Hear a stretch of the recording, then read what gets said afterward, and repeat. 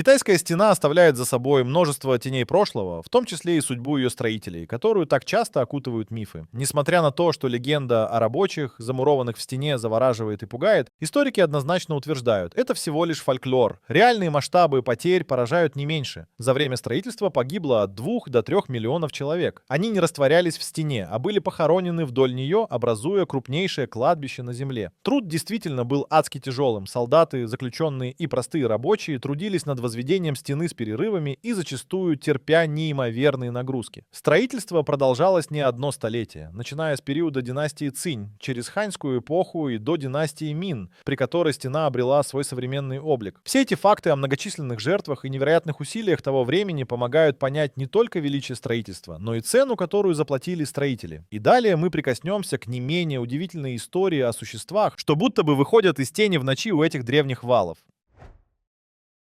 Удивительно, но Великая Китайская стена, протянувшаяся на колоссальные 13 тысяч миль, вовсе не монолитный каменный забор. Это сложный комплекс укреплений, насыщенный разнообразием материалов, от глины и кирпича до каменных бастионов и деревянных конструкций, который создавался тяжелым трудом сотен тысяч людей. Среди богатства легенд, укутывающих эту достопамятность, выделяется трагическая история Мэн Цзянюй. Эта женщина, по преданию, горько плакала о своем покойном муже, погибшем среди строителей стены. Говорят, что сила ее горя вызвала обрушение части укрепления, символизируя тяжелую участь рабочих. Этот рассказ о безысходности и жертвах, принесенных стеною, до сих пор вызывает мурашки у тех, кто его слышит. Хотя сказания о духах воинов, бродящих вдоль Великой Стены, не так укоренены в китайском фольклоре, они не устают питать воображение любителей мистики. Такие рассказы, хоть и не подтвержденные, добавляют мистического ореола вокруг древнего сооружения, указывая на его влияние на культуру и историю народа. Как магическая аура витает вокруг легенды о строительстве с добавлением магических растворов и жертвенных ритуалов. Но историки резко отрицают любые подобные мифы, указывая на состав раствора из рисовой муки, а не костей и магии. Продвинулись ли ученые в раскрытии тайн строительства? Эти вопросы оставим для следующих обсуждений. Инженеры древности за века сквозь смену династий демонстрировали удивительные инженерные решения, обеспечивая стойкость и величие стены в практически невозможно сложных условиях. На горизонте уже виднеются новые удивительные загадки. Построенная без использования современных технологий, Великая Китайская стена сама по себе была чудом инженерии той эпохи. Древние китайские мастера использовали одни из самых передовых методик строительства своего времени, которые можно рассматривать как инженерные чудеса. Одной из таких технологий была смесь вареного риса и гашеной извести. Эти материалы, применяемые в период правления династии Мин, обеспечивали удивительную прочность раствору. Строительство стены заняло несколько столетий и привлекло колоссальное количество рабочих, до 2 миллионов солдат, крестьян и заключенных, многие из которых погибли от невыносимых условий труда и болезней. Древние китайские инженеры использовали доступные им ресурсы и коллективный опыт для создания этого грандиозного сооружения. Упорный труд, а также применение строительных методов с использованием кирпича, камня и утрамбованной земли помогали стене выстоять сквозь века. Огромная численность рабочих и тщательная организация труда позволяли строить стену через сложные горные хребты и болотистые равнины. Архитекторы использовали естественный ландшафт как часть оборонительных укреплений, что позволяло стене органично вписываться в окружающую среду и служить надежным щитом на протяжении веков. Легенды и загадки всегда окружали стену, в том числе и рассказы о тайных подземных ходах. Хотя эти народные мифы вызывают интерес, никаких научных подтверждений существования масштабных подземных сетей под стеной нет. Впрочем, именно эти удивительные и мистические истории продолжают будоражить воображение, заставляя нас задуматься о том, какие еще секреты скрывает этот монумент древней цивилизации. Заглянем в прошлое и поймем влияние стены на политическую арену мировой истории, разгадывая ее роль в стратегических играх великих держав.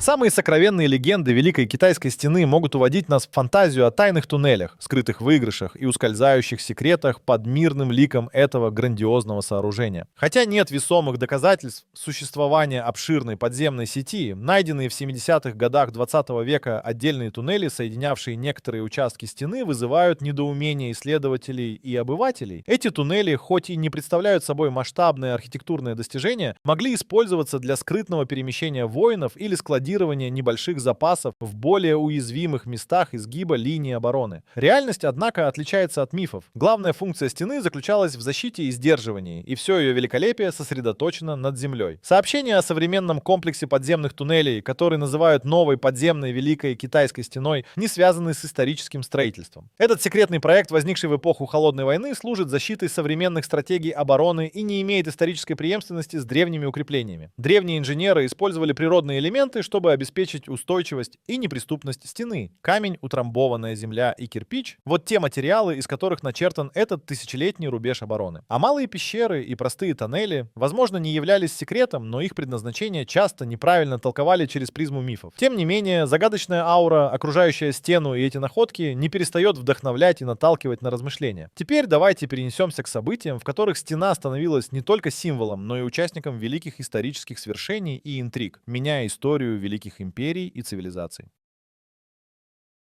Великая Китайская стена, одно из самых значительных оборонительных сооружений в мировой истории, еще в древности играла важную роль не только в военной стратегии, но и в международных отношениях. Вопреки распространенному мнению о ее использовании в торговле, ее основное предназначение было защищать от набегов кочевников. Властям Китайской империи удавалось создавать вокруг стены своего рода психологический барьер, преграждая путь агрессорам и в отношении которой велись международные дискуссии. Эта грандиозная структура также символизировала не только защиту от внешних угроз, но и укрепление внутренней стабильности. Каждый кирпич, уложенный в эту стену различными династиями, нес в себе истории борьбы и победы китайской цивилизации. Строительство стены, начавшееся в эпоху династии Цинь, продолжалось на протяжении столетий, проходило под руководством множества династий, таких как Хань и Мин. В этой длинной истории стена не всегда служила объединяющим символом, но она разобщала кочевников и оседлые народы, защищая жизненные интересы китайской элиты. Также нельзя игнорировать роль стены в ограничении доступа и движении людей и товаров, служа своеобразным барьером между разными культурами и народами. Хотя она и не была грандиозной торговой артерией, ее поблизости действительно процветали некоторые рынки, но сами оборонительные линии все же предназначались больше для защиты, чем для торговли. Мистические образы и легенды, окружающие китайскую стену, вдохновляли поколения от древних летописцев до современных ученых. Хотя они могут основываться на фольклоре, реальность этих историй поддерживала веру в ее магическую защиту. Имя императора, вошедшего в историю благодаря строительству первых масштабных участков Великой Китайской стены, Цинь Шихуанди. Под его управлением в III веке до нашей эры китайская история приобрела новое лицо. Он задумывал стену как величественное сооружение, способное удерживать границы империи от кочевых племен, беспрестанно угрожавших с севера. Существуют легенды о древнем проклятии, якобы наложенном во время строительства. Но это не более чем занятные предания, вплетенные в обилие мифов, сопровождающих каждый камень этого грандиозного проекта. Реальных исторических свидетельств, подтверждающих использование оккультных практик или наложение мистического проклятия, не существует. Тем не менее, такие истории обогащают культурное наследие и оставляют плодородную почву для воображения. Говоря о жертвах, нельзя не упомянуть невероятные человеческие страдания, которые сопровождали возведение стены. На протяжении столетий тысячи строителей, чьи цифры достигают более миллиона, погибли, столкнувшись с невообразимыми условиями труда. Великое жертвоприношение ради коллективной безопасности и великой имперской мечты. Несмотря на то, что стена часто изображается как непреодолимый барьер, ее действительная эффективность часто подвергалась сомнению. На протяжении истории она служила символом защиты и частью сложных систем сигнализации, но неоднократно нарушалась и проходилась врагами. Каждый раз, когда новые династии или завоеватели добавляли к сооружению новые секции, стена видоизменялась, дополняясь новыми функциями. Современные трагедии или катаклизмы, связанные с так называемым проклятием, также относятся к области народных преданий. Исторических свидетельств, подтверждающих существование таких связей, не существует, но это лишь добавляет стене эзотерического очарования, удерживая нас в ожидании новых загадок, скрытых за ее древними камнями. Однако, оставляя в стороне мистику, мы не можем забыть о людях, сделавших стены реальностью, и тех, кто пожертвовал своим будущим ради идеалов великого прошлого. Их истории мы обязательно раскроем, продолжая путешествие сквозь века этого уникального памятника истории. Величие Великой Китайской стены создавалось не только ее длиной и величественными видами, но и трудами множества людей, оставивших свой след в ее камнях. Хотя мы не знаем имен большинства рабочих и солдат, вложивших свою жизнь в ее создание, их безымянный вклад навсегда запечатлен в истории. Строительство стены продолжалось веками, начиная со времени воюющих царств в III веке до нашей эры и пиков свое развитие во время династии Мин. Среди строителей были рабы, солдаты и военнопленные. Их усилия во многом определяли темпы возведения стены, стены, которую задумывали как защиту от кочевых племен Хунну и других врагов, угрожавших границам Китайской империи. Именно эти люди, порой против своей воли, создали одну из наиболее узнаваемых достопримечательностей мира. Условия их труда были настолько суровыми, что тысячи не вернулись к своим семьям. Миф о замурованных в стене телах возник из-за непомерных потерь, но не нашел подтверждения в археологических данных. Между тем, задачей стены было не только быть физическим барьером, но и служить стратегическим сооружением. Башни дозора, системы сигнализации с огнем и дымом — все это делало китайскую стену передовым инженерным решением своего времени, продуманным до мелочей. Хотя женщинам редко приходилось участвовать в строительстве, их роль поддерживалась как хранителей домашних очагов и возлюбленных тех, кто трудился на этих каменных блоках. Путь этих забытых героев и незаметных героинь проложил основу для того, чтобы стена стала не просто барьером, но и символом китайской культуры и изощренной военной тактики. Зная, насколько важна была каждая деталь в ее строительстве, каждая следующая история приобретает новые оттенки. Давайте посмотрим, как эта древняя грань защитила имперские рубежи и стала источником для творчества и вдохновения в культуре. Военные стратегии, применяемые на Великой Китайской стене, поистине поражают своим размахом и инновациями. Эта могучая структура, тянущаяся через бескрайние просторы, поражает своим инженерным и стратегическим потенциалом. Сигнальные башни, расположенные в пределах 10 миль друг от друга, использовали огонь и дым, чтобы передавать тревожные сообщения. В зависимости от количества столбов дыма или сигнальных огней, гарнизоны могли оценить размеры вражеской силы, что позволяло быстро мобилизовать оборону. Вопреки популярным стереотипам, стена не была сплошным каменным бастионом. Она представляла собой инженерное сочетание утрамбованной земли, кирпича и камня. Это грандиозное сооружение активно развивалось различными династиями с 3 века до нашей эры при Цинь-Шихуанде и продолжалось почти 20 веков, достигнув своего культурного апогея при династии Мин с 13 по 17 века. Впоследствии, с приходом династии Цин, стена постепенно начала впадать в запустение. На ключевых переходах вдоль стены были возведены ворота до 12 метров, которые укреплялись мощными гарнизонами и служили центрами контроля торговли и движения. Эти ворота не просто контролировали путь, но и корректировали потоки торговых маршрутов. Амбициозность военной структуры стены подтверждается ее использованием земного рельефа. Узкие проходы и скрытые тропы стали частями хитроумной оборонительной системы, удобной для разведки. При династии Мин также внедрялись пороховые сигналы, фейерверки и рожки, усиливающие связь между гарнизонами. Легенды, окружающие стену, освещают ее в мистическом свете. Однако важно помнить, что многие из этих рассказов — плод народного воображения, тогда как стена реальна и по-настоящему удивительна сама по себе. Ее комбинация оборонительных технологий и неприступного характера вдохновляет поколение, а история ее защитников продолжает жизнь, как и сам проект, оставляющий нам наследие времени, искусства и инженерии. История и тайны этого архитектурного чуда продолжают очаровывать любопытные умы даже в наше время. Давайте окунемся глубже и узнаем, какие новые артефакты недавно были обнаружены, раскрывая еще больше завораживающих тайн. Последние археологические исследования в китайской провинции Шаньдун сделали поразительное открытие. Некоторые части Великой Китайской стены начали строить еще в XI веке до нашей эры, что на 300 лет раньше, чем считалось. Это сдвигает наши представления о времени ее возведения, делая ее возрастом более 2500 лет. Эта находка подчеркивает долгую и увлекательную историю стены, построенной династией Джоу. В ходе раскопок обнаружены не только орудия труда и керамика, но и масштабные земляные сооружения, дороги, жилые фундаменты и траншеи. Эти артефакты указывают на существование вдоль стены обширных лагерей и гарнизонов. Жилые поселения, выявленные археологами, подтверждают стратегическую важность этого сооружения, становясь частью крупной сети укреплений, поддерживавшей оборонительную мощь. Традиционные представления о стене как о непреклонной преграде против врагов несколько расширяются, ведь вместе с защитой она выполняла множество задач, от контроля за миграцией до укрепления границ. Для предотвращения вторжений и обеспечения безопасности своих империй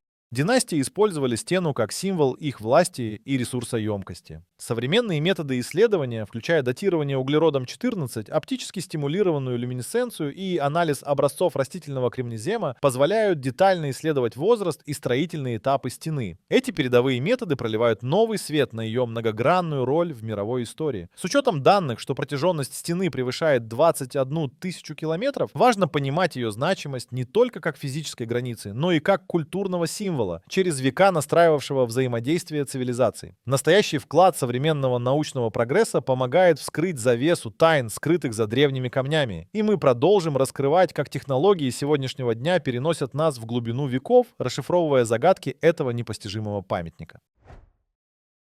Технологии 21 века привнесли множество новшеств в изучение Великой Китайской стены, но не все методы ориентированы на сугубо научные изыскания. В современном Китае дроны играют не только роль помощников в экстренной помощи и туристических активностях, но также обеспечивают организованные флешмоб-шоу, создавая в ночном небе впечатляющие визуальные представления. Эти художественные выступления, устанавливающие мировые рекорды, подчеркивают культурное значение стены. Технология 3D-сканирования и виртуальных реконструкций активно развивается, помогая археологам воссоздавать утраченное великолепие исторических сооружений, таких как Великая Китайская стена. Хотя эти методы еще не стали массовым применением для детального изучения каждого из ее камней, они открывают перспективы для более глубокого исследования ее исторического облика. Гипотетические исследования подземных структур при помощи георадиолокации было бы интересно провести для проверки старинных мифов о существовании скрытых ходов. Такие идеи остаются на стадии предположений, укрепляя интригу и вызывая интерес ученых к возможным открытиям. Спутниковые навигационные системы и ГИС-технологии значительно углубляют наше понимание стратегии и военного значения стены, анализируя пути миграции и укрепления вдоль ее линий. Это подтверждает стратегическую роль стены не только как защитного сооружения, но и как символа власти и контроля. Каждая из этих технологий приносит новые шансы для раскрытия старых тайн, помогая сосредоточиться на исторической значимости стены и ее влиянии на глобальную культуру. Они также поднимают вопросы о том, как прошлое соприкасается с настоящим, заставляя задуматься о будущем археологических исследований. Но не все древние мифы связаны только с инженерными секретами. Настало время понять, как в искусстве и культуре Великая Китайская стена продолжает